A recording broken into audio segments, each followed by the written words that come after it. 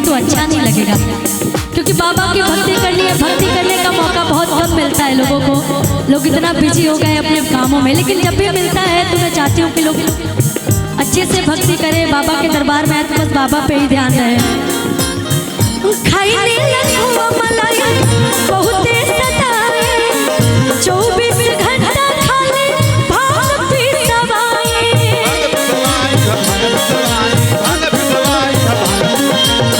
खाइले नखुआ मलाई बहुते सताए 24 घंटा खाली भांग पी सवाए। लइका दूध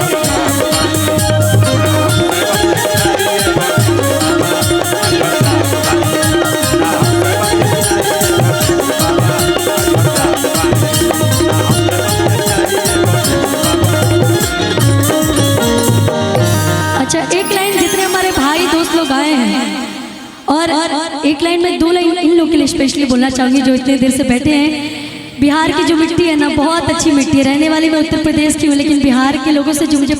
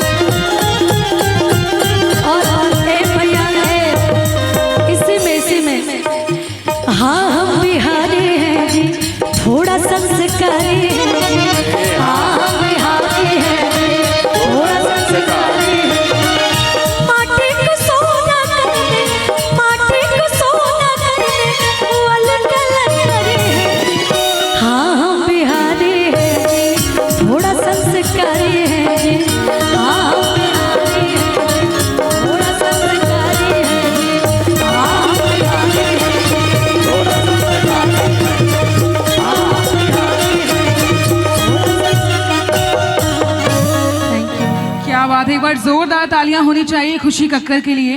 और बहुत ही प्यारा गाती हैं आप, आपको सुनने का हम सभी को मन है, लेकिन क्या करें हमारे पास समय बहुत ही कम है और हमारे बीच एक और कलाकार हैं जिनको अभी बुलाना बाकी रह गया है, जिनकी आवाज़ बहुत ही बुलंद है। और आइए